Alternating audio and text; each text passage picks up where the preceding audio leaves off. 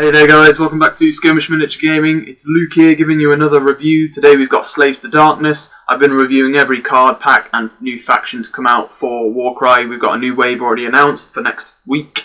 I'll be releasing reviews, faction focuses for all of those as well. So Seraphon, Sylvaneth, your demons coming out for Nurgle and Khorne, etc.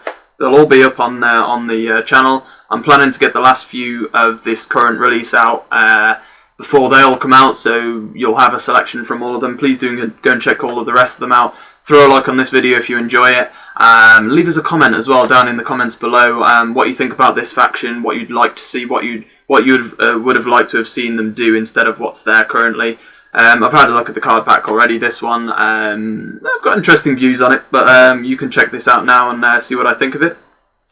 Also, sorry about the mic for the last few reviews that I've done. I didn't realise until after I recorded them and I wasn't going to redo them that I'd used the second mic that we have, which is one that doesn't equip itself too well with my computer, and when it goes up onto the software that I have, it can be a bit muffled, so I do apologise for that. Not as good quality, but this one should be a bit better for you guys.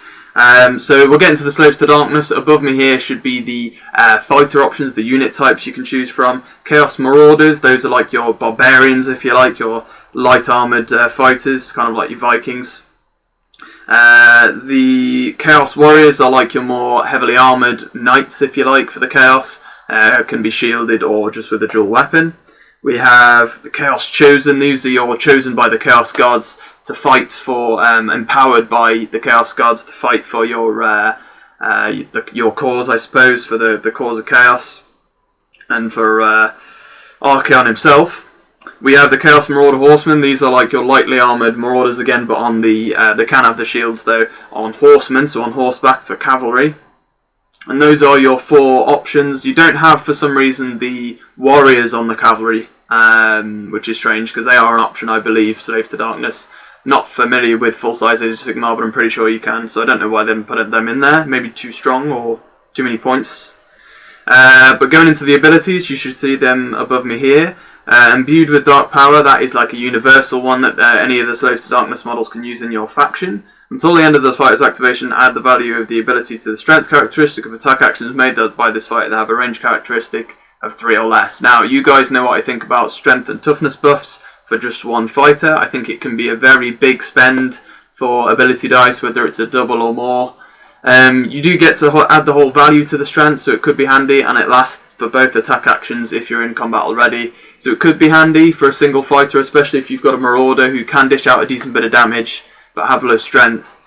Could be a good one for them to use maybe, but I'll let you guys decide on that one. A double for Throw Javelin. There's only one fighter that can use this in the warband. You have a Javelin wielding cavalry fighter for the Marauder Horsemen. So throw Javelin with that fighter, pick a visible enemy fighter within 6 and roll a dice. On a 3 or 4 allocate a damage. On a 5 or 6 allocate the number of points to the value of the dice you have. So on a 5 or a 6 you have a chance of getting, so you have a 2 in 6 chance of causing the value on the dice. So if you had a double 6, you could cause 6 damage to your opponent's fighter and keep that range going. I think, considering that if you look at like Warrior Chamber got only the shield bash ability, I think these kind of abilities where you can do it from range is far better. You know, Iron Golems have bowlers, etc. I think they are far better to do it from range rather than having to get within an inch and then not necessarily doing it still. I think, yeah, I would definitely consider for the cavalry, if you're going to take cavalry, take 1 or 2 of these Javelin dudes. They look pretty awesome. Shield Ram, this is a very similar ability. The Slaves to Darkness faction seems to have a lot of these kind of abilities, and I'll explain why later. So a double can be used for Shield Ram until the end of the fighter's activation. If you finish a move action within an inch of an enemy fighter, you can roll a dice. On a 4 or a 5, cause a point of damage. On a 6, cause the value to the equal to the dice. So very similar to some of the other Shield Ram abilities in the current new factions ability card options. So, you know, an interesting one there. Again, to use to help reduce your opponent's damage, you've got lots of these abilities coming out to use. Another one is a triple. Only your cavalry can use this. Although I'm pretty sure one of the cavalry can't, but I'll go through that later. Only your leaders can use this one though. take that back. I'm skipping there. It's Trampling Hooves. Only your cavalry can use this one, sorry. I'll just mention that again. Repeating myself now. Trampling Hooves. Until the end of the fighter's activation, the next time this fighter finishes a move action within an inch of an enemy fighter, pick one of those visible enemy fighters within an inch, allocate a number of damage points equal to the value of this ability. So, if you have a 6 on a triple, cause 6 damage after the movement. Many factions have this ability. Iron Golems with their the new Ogres have it. Quite a few have it now. I find it a bit annoying that they're just porting things, to be honest, Games Workshop, and that they're not putting in the effort to make more individual abilities. But I think if you do that, then you get even more power creep, to be honest. So I can kind of see why they've done it. Triple for Champion of Darkness. Only your leader can use this one, sorry, for the triple. And there's 4 leader options.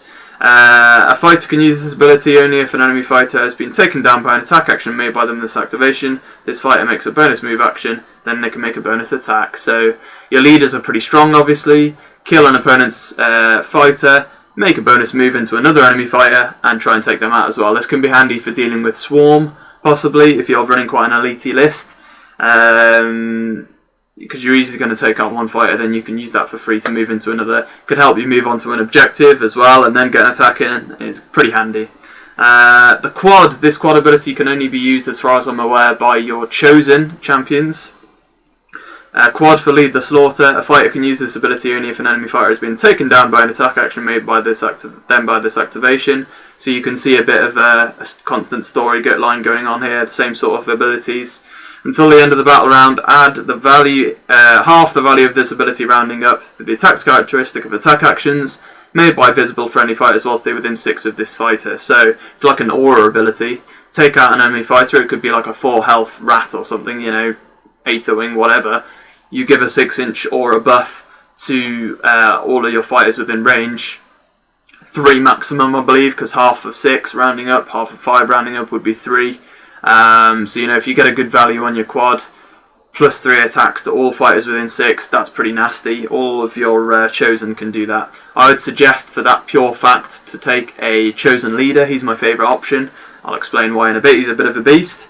But obviously, just as a little bit of a tip for you there, guys, obviously what they're going for there is use those doubles or triples to cause damage to your enemy fighters. Then come in with your leaders or your chosen, finish them off when they're only on a few wounds, and then activate your triple for your leader or your quad for your chosen to get that kill, easy kill, and then get the free move and attack or the free buff to fighters within 6 for getting that kill. So I think that's how they want you to play that, and definitely is very doable, and I'd suggest you take that as a tip for you guys.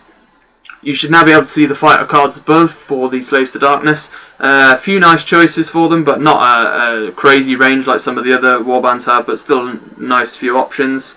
We'll go on to the Marauders. These are just your Barbarians, your generic fighters. Cheapest option in the warband is 55 points for like a kind of almost like a bowler man. He's got like a mace on a chain. Range 4 movement, toughness 3, 10 health. So very weak, obviously, but not bad health really. Some factions only have 6 or 8 health for their weakest fighters, so not too bad. Range 3 attack, because it's those kind of bowlers like mace.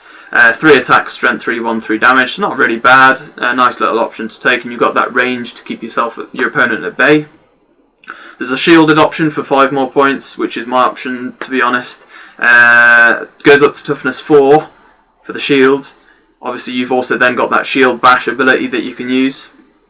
Range 1, 2 attacks, 3, strength 3, 1-3 damage. So very similar to the bowlers, sorry, not the I keep saying bowlers. Got iron golems on my brain.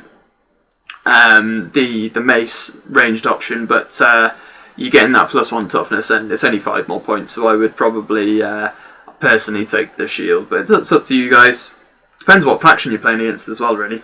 The leader option for the Marauders, 140 points, your cheapest leader option, 20 health. Still toughness 3, worth noting that. Range 1, 4 attacks, strength 4, 2-5 damage. You're taking this guy for the damage output, no doubt about that. As a leader option for that triple leader ability, that's quite a nice one because you're getting the bonus 4-inch movement. Then you've got a ton of damage to output again into a new enemy fighter. So yeah, the Marauders are nice little options, very cheap. You could make just a Marauder warband if you wanted to, with Marauder Horsemen and the Marauders themselves. It could be pretty cool. Going on to the Warriors, these are like your Knights, if you like, your more heavily armoured fighters. You've got 2 generic options. 145 points is the cheapest for a dual-wielding weapon. Weapons. Range 4 movement still. Toughness 5 though, so you're going up in toughness for that armour boost, more like your Stormcast. 15 health though, as well. Range 1 attacks, 4 attacks. In total, strength 4, 2/4 damage. So you're going up in toughness and attacks there, and obviously a bit of damage going on. Pretty nice. I'd take this one over the shield option, because the shield option is 170 points, a lot more points just to get that toughness 6. You guys know what my opinion is on the toughness 5 to 6. I don't really see the point. I'd rather just stay at toughness 5 and have better attacks, to be honest. It's very rare that you'll need toughness 6 over 5 in Warcry. It doesn't tend to make a great deal. It's very rare you come up against someone who's got strength 6 or more, so unless they buff their fighters, which fair play to them if they're going to do that.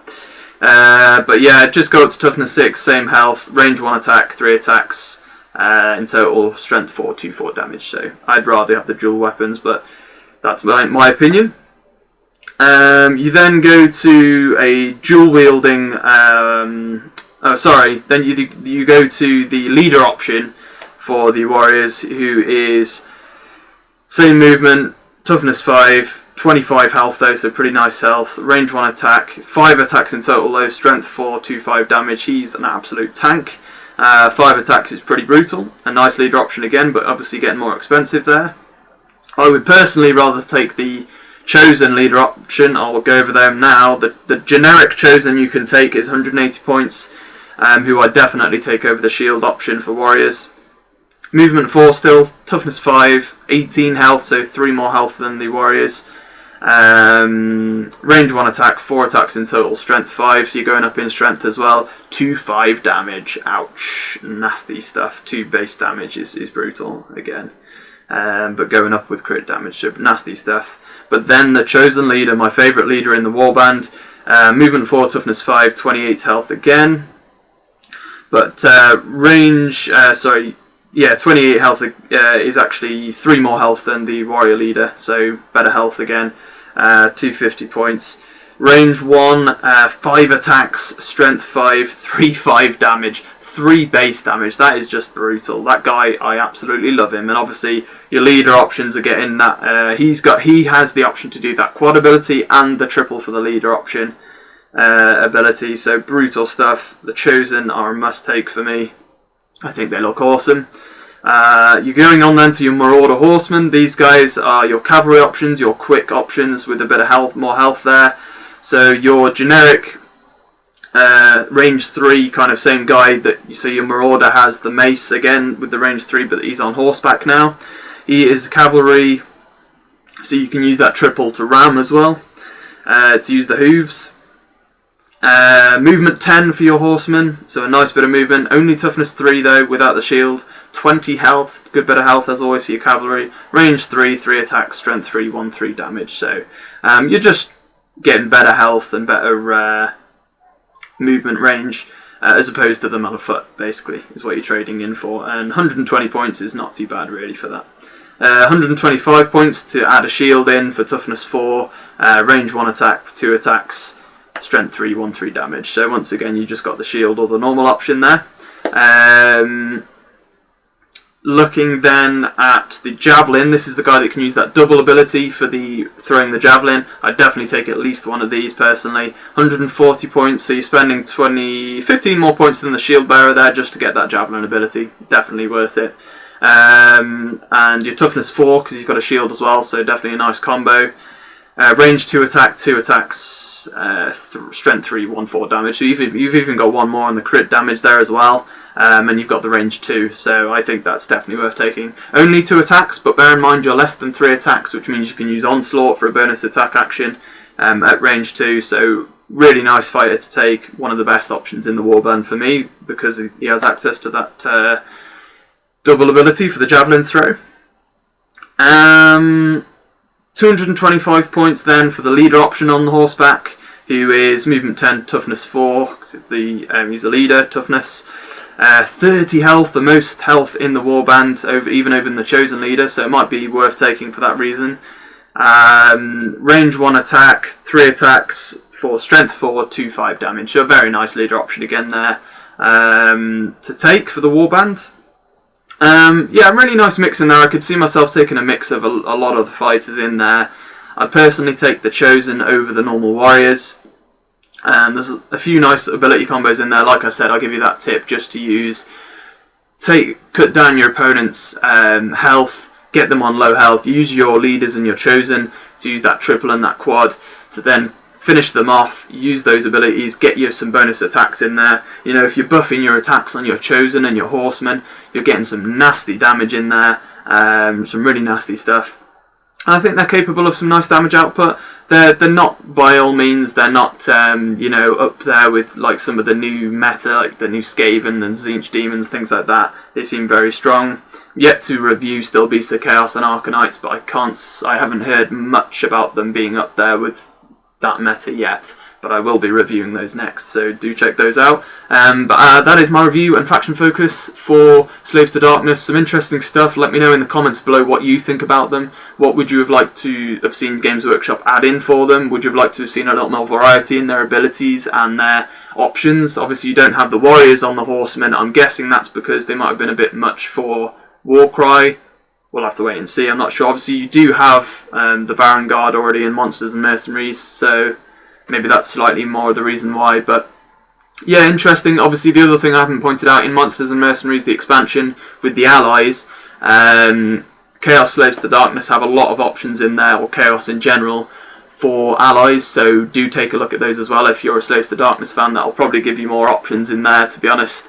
For heroes and things like that to take, I reckon you'll probably get some good buffs from taking them maybe.